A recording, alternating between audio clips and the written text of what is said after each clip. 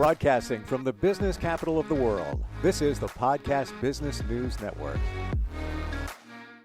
Welcome back, everybody. This is Walking Between the Raindrops, and we're going to talk about two things that are very important in our lives, love and money. We'll explain in just a moment. She'll do all the explaining. I just, she's the passenger. I'm driving the car, and the passenger does all the talking. She is a master alchemist and has been changing lives with many different modalities. One of them hypnotherapy, but there's so much for literally decades. And we're actually going to talk about somebody whose life she changed many years ago, and it came to light recently. Debbie Unterman is back with us. Debbie, welcome. How are you doing?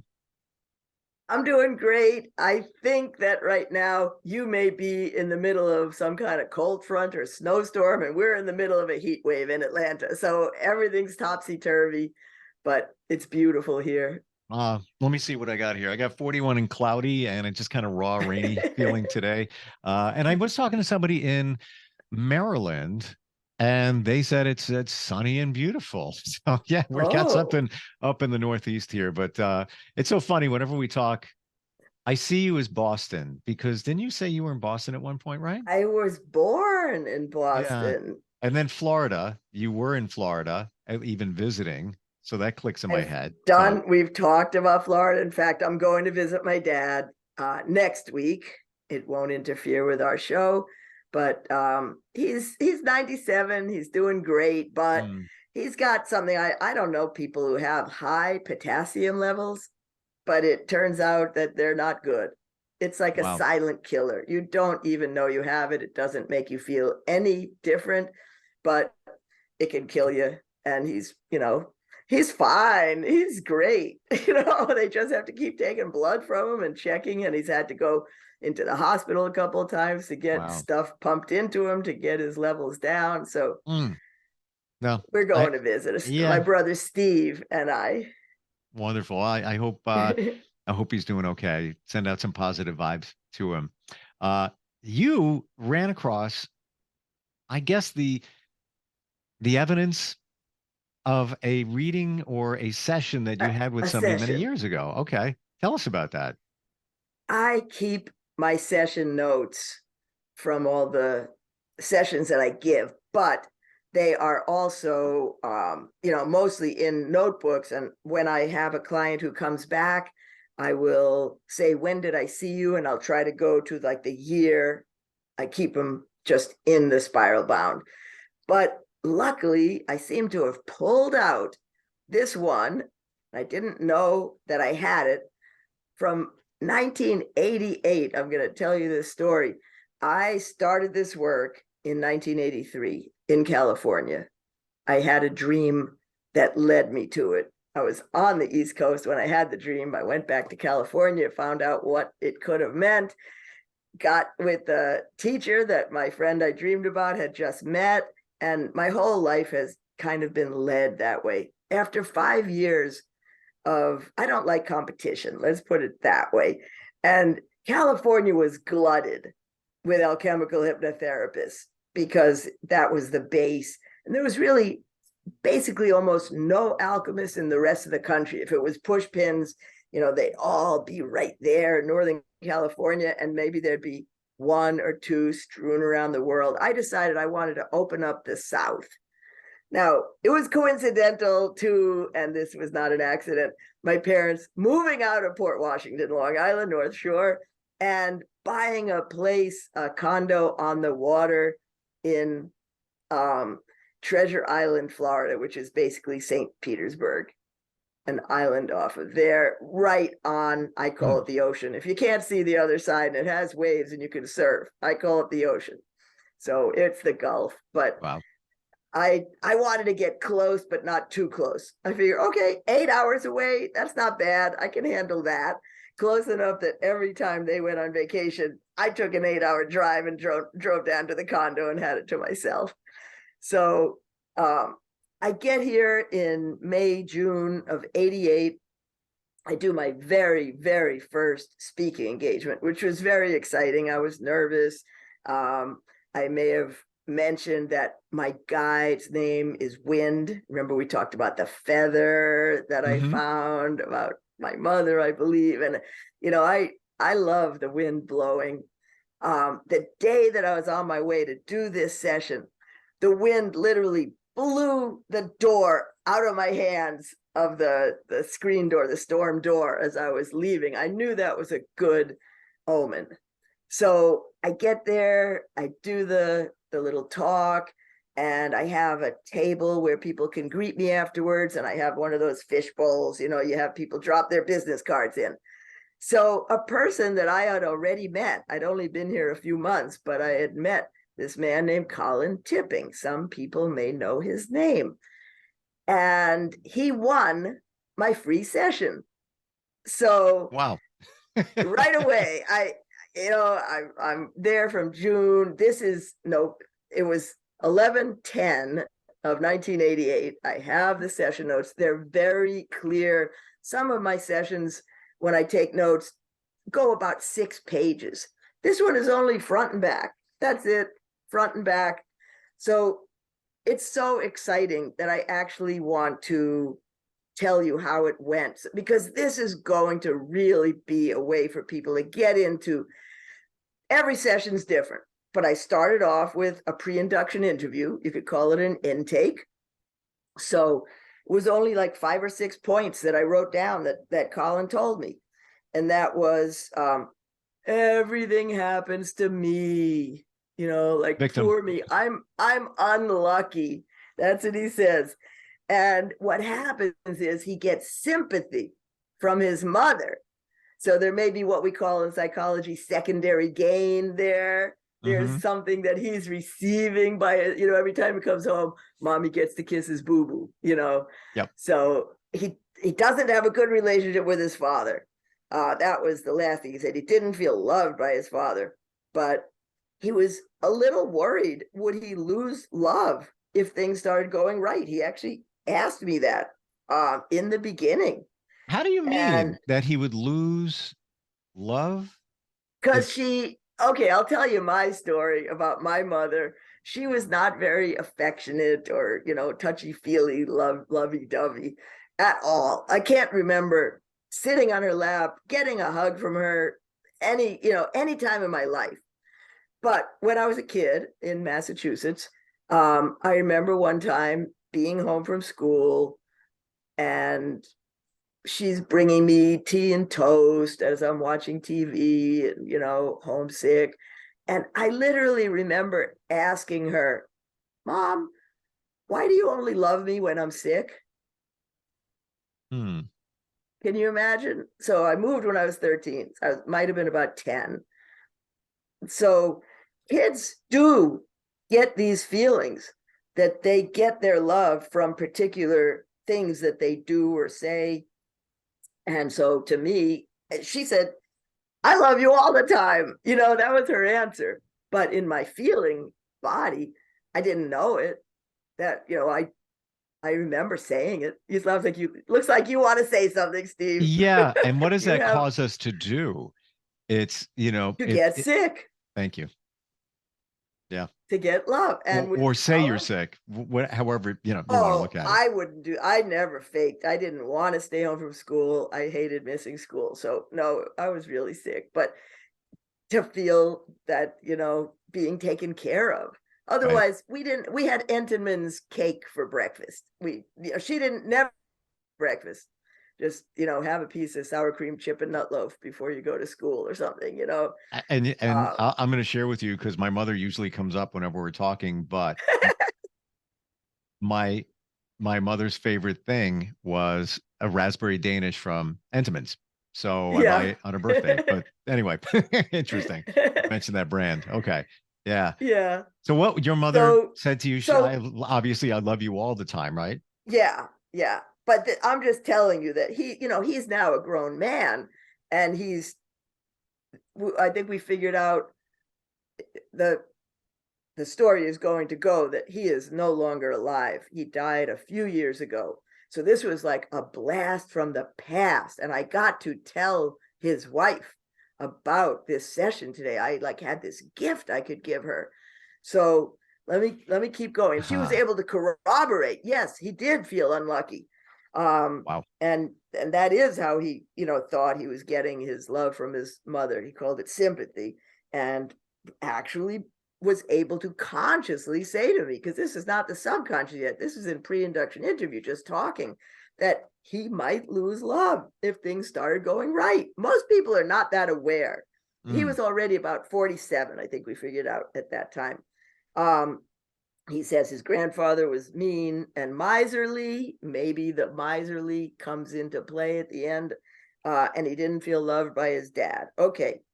So then I do an induction to go back to the first time that you feel unlucky or unloved, or I don't have a little note of what I went back to, but I do know that we went back to him being a teenager. His mom was in her mid 40s, and he's at the kitchen table with his mom. Okay. So she asks him, did you have a nice time on your date? And he says, I'll change the name to Patty, just because she might still be alive, even if Colin isn't. And I do have permission to be talking about this session from his wife. Wow. So I love Patty, but she's out of my reach. She likes the older boys. And Mom sympathizes. I know what it's like to be rejected. So he says to Patty, I loved you since I first saw you, and I still do. And she corroborates, his wife corroborates that she didn't know this whole story, but yes, this was like his first love since early childhood, grade school, right? And now he's 16 in this. And she says, I value you as a friend, the thing every guy is afraid to hear. I know I was a bitch and I used you sometime. This is what we do. We call it etheric plane communication, EPC, where you become the other person and you get the answer from them. It's like walking a mile in their shoes. You literally put on their moccasins. You stand there, you look back at yourself. And as her, you answer. And then we continue this. You could call it a gestalt. That's the term in psychology that people would talk about. They have a 2-chair process, or in voice dialogue, they do a 3-chair process where you have one person be on one chair, you on the other chair, and the middle is supposed to be your clear conscious center. And you do that by actually moving chairs. We're doing it subconscious. You're just laying with your eyes closed, and this is all, I like to call it imagination therapy. It's all in that vast, storehouse of your imagination, which is so powerful. Can we do that exercise on our own, where you visualize? Let's say you have a challenge with someone. But go down into your subconscious mind first. Induce yourself. Do a little meditation. Yeah. Listen to a hypnosis tape, get into your subconscious, or you can do it as automatic writing. That's how I've done it with somebody that I was really angry at. And, me, her, like a script. But you're the other person. And you're saying it's all coming out of your mind. Automatic writing can work pretty well with this too. If you just keep going as fast as you can, just keep writing what you hear, you can get pretty good information too. But you're playing the part of yourself, I guess, and of the it's you're hearing both voices in your head and you're jotting them down. That dialogue that just comes out on the fly. Yes. What the other person would say to you. You know? Okay. Interesting. And I don't know if I'm the only one, but I'm pretty good at really being able to hear exactly how a person would speak. I'm doing it in my mind right now, Debbie. Yeah. In a certain person situation, just for a fleeting second. So that's why I'm asking this question, because I think that was pretty easy. It just, even while we're talking, I diverted for literally 3 seconds, and I'm like, okay, yeah, I got that. All right, got the answer. Yeah, I think when we talk back and forth, Steve, I think that these months we've been talking together, I think you're getting therapy. But at the very least, learning new techniques, and this is so. Yes. It sounds so elementary, but so beneficial to put yourself in the other person's shoes and what they were saying to you or how you would have said it. It's a little scary. So I'll tell you 2 terms we have for it. soul to soul communication. Okay. And the one that I really like is telephone line. Okay. Yeah.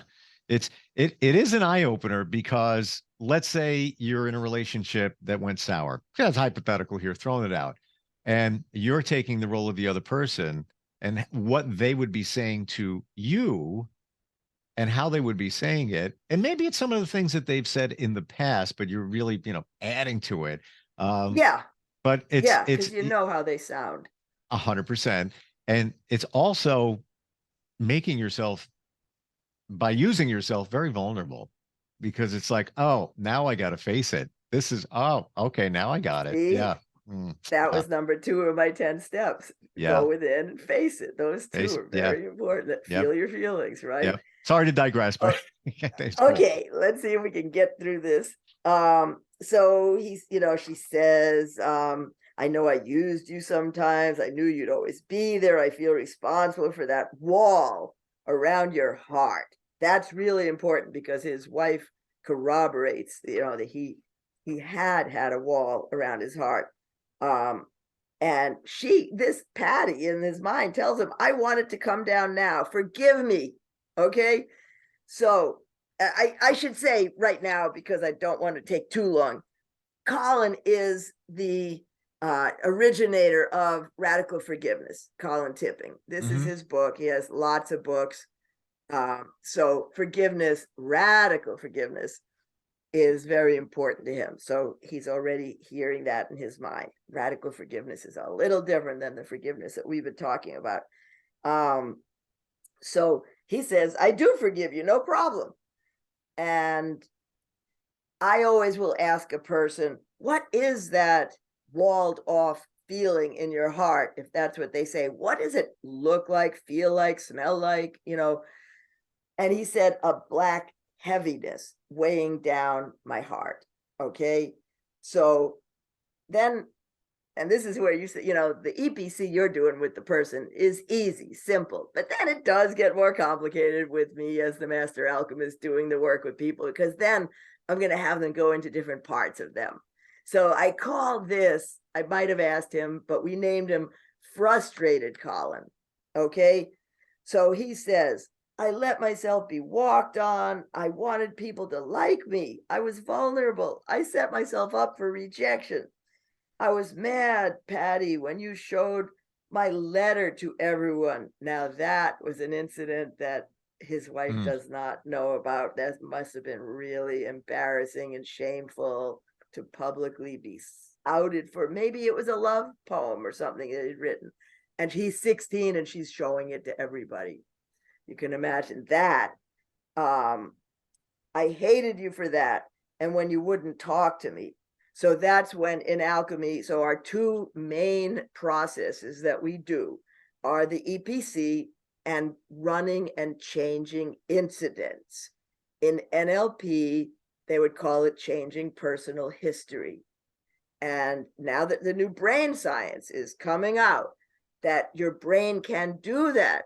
It's part of how we have a flexible brain, and it's not true what they used to be saying about it, because we have this, what do they call it? The way that you can change your brain, the way they fire together, because everything always goes back to you say things that wire together, things that fire together, wire together. So your neurons are all together and we need to separate them.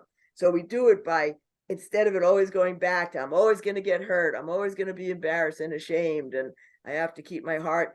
Now we make it different. So I say, how can we change this incident so we can take away the firing back to that, oh God, it's going to happen again.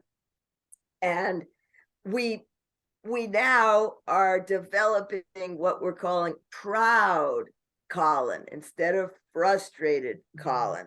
So now that we have that, he literally says to Mom, can I still get your approval when things go right? I am not sure how we changed it. I didn't write what we did, but we must have done something that he got to, maybe make sure she never showed it to anyone, maybe make sure he never wrote it, but we do something subconsciously that we have changed the incident. So I didn't write what we did down. But now proud Colin is saying to mom, can I still get your approval? And this is her answer. You always have it. I cancel any expectation about you not doing well in life. And that prompts him to, in his mind, and sometimes I will give a person when he's tearing something up, like an old contract we've made, I'll love you forever. I sometimes give a person a piece of paper and they can literally tear it right up in my office. So I'm not sure if he did this with real paper in his mind, but he tore up an old notebook of limiting beliefs, in his imagination. He was now going to be unlimited. And he says, she says, I guess it's still mom, the universe is yours. No matter how much riches and abundance you get, I'll always love you. So then he starts visualizing that he's English, but he's living in America for years and years, since he's an adult, 25 years or so, he's been in America. But now he starts visualizing, I'll have a place in England and I'll have a red Corvette there. I'll have a Jaguar here in Atlanta, which they did end up having a Jaguar. I'll write a book on forgiveness. He says this in November of 1988. I'd have to look to see when the date of him publishing it was, but it's like I'm going to Google because this is 2000. like creepy, crazy, wild. Yeah, probably the 90s. I'd have to look at the copyright of when he actually wrote it, published it. Let's see if I see. 97. I just 97. Found it. So and he has a bunch of books. He manifested it, manifested basically the 10 Jaguar. years before. My gosh. Yep. Said he was going to write a book on forgiveness, a smoking book that he would be able to help people quit smoking all over the world. I know he did that because when he got into doing his radical forgiveness, he started giving away all his old smoking material. And I took one of those, and it was a very nice package. It was a nice booklet about hypnosis inside with tapes, a really nice little package. Wow. I'll be spending time, he's visualizing, in Australia, India, and England. Now, they did a lot of work with radical forgiveness with the Aborigines, between the Aborigines and the white people. In Australia, he worked with the government. He also ended up, she says they never made it to India, but he ended up in Poland, Germany, Russia, I think South America. They did a lot of work with also healing from the Holocaust, this radical forgiveness work in Eastern Europe. So he said, okay, get this, $500,000 in savings and $100,000 in the checking account. And she said, until the crash, and how many of us lost money in the crash, that was all so. So he got everything, including, so then, okay, I may have mentioned this concept that we have in alchemy of an inner mate. I can't remember if I brought that up yet, but when I talk about guides and intuition and all that, one of the main precepts is that you get inner love. You get the love from within first, and it will come from an inner mate before an outer mate necessarily, because an outer mate, you're going to have problems. A real husband, wife, you're going to fight. You're going to want to watch different TV shows. You're going to, like different foods, bedtimes, all sorts. Your inner mate cannot disappoint you. So he got information. I'm almost done. So let me finish this. I don't want to run out of time, but I have questions here. And I know. Wow. And I want to get to the good part.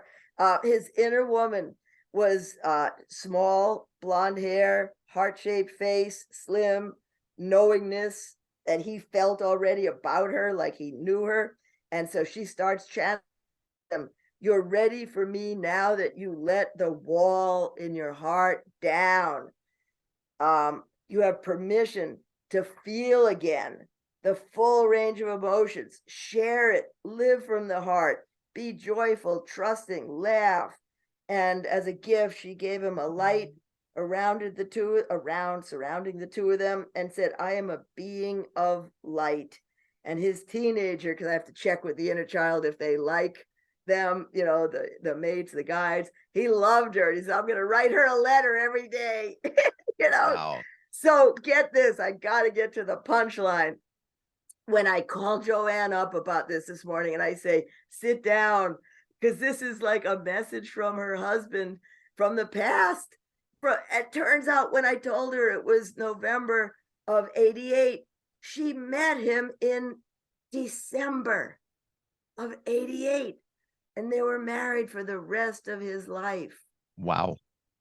He already charted the course for his life and didn't even know he was doing it. Money, book, Cars, whole school. And then I got to show you before we run out of time too. This is the game that I helped invent for him, called Satori, the game of radical forgiveness, or the radical forgiveness game. And it looks like that on the inside, and it has my name. He said, the deal was, he said people won't want to play it if they don't think that I invented it. So we pretended that he invented it.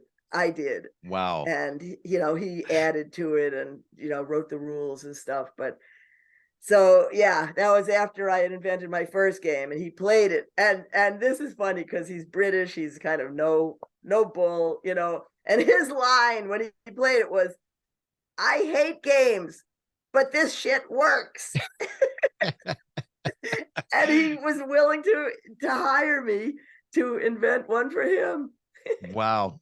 And he probably manifested that and knew that it was going to be beneficial and successful. Quick questions, very quick here. Yeah. His wife, Joanne. Yes. How were you able to call her? Did you have a relationship? She's one of my best friends. Yeah. She's okay, one gotcha. of my best friends all right, now. so got that figured out. And when we say the inner mate, is that basically why we always say that you need to love yourself before you can love somebody else? Is that kind of the same thing? I don't think whoever made up that sentence has any idea about the concept of an inner mate. But what I do believe it might mean is that people have a type. So that short, small, oval face, that could be a description of Joanne.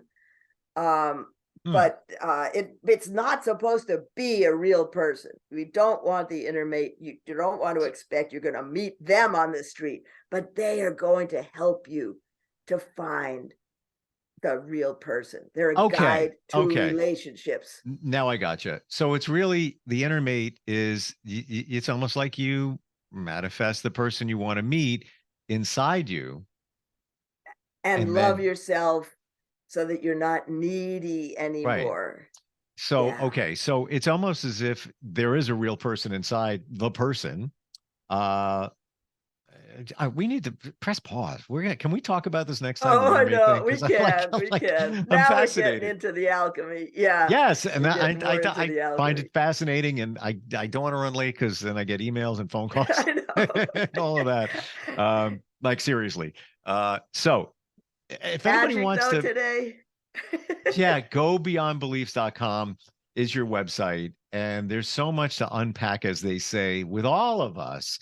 And if you want to learn about your inner mate and all of whatever drives us to the future. I'll tell you. So my book, of course, when I wrote it, I got a quote from Colin. So I'll just tell you what he said about it. It's on the back cover of my book.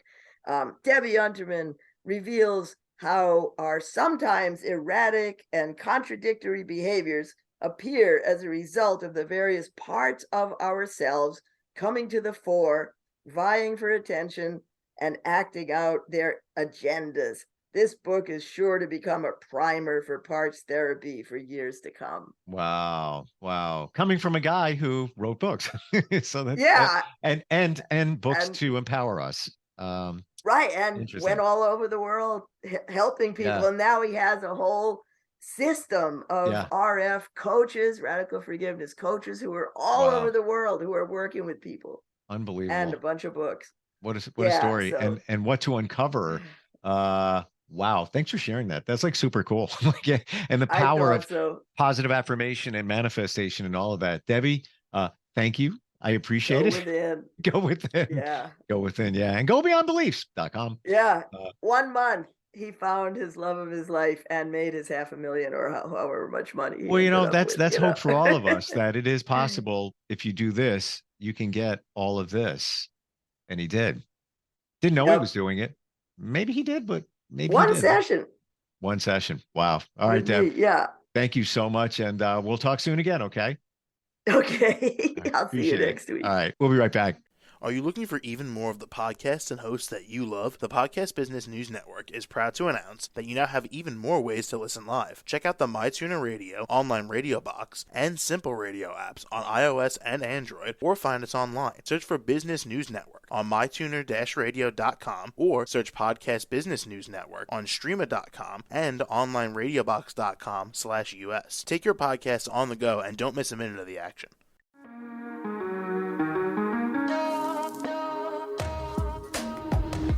Broadcasting from the business capital of the world, this is the Podcast Business News Network. For nearly 2,000 severely injured veterans, everyday life has become filled with barriers. Day-to-day simple tasks can become pretty daunting. I have to carry my chair up 2 flights of steps or have somebody do it for me. What scares me the most is just the falling. When I'm struggling with my house, I think, to have that one great barrier just knocked down, it's crucial. Home for Our Troops is a wonderful nonprofit that builds a Mortgage-free, fully adaptive, handicap-accessible house. And there's no catch. It'll be our very first home that we've ever owned. This is a game changer. This is where your life begins again. We need you to join us in completing this important mission. Please visit hfotusa.org and help build homes and rebuild lives. Because of you, everything's going to be okay.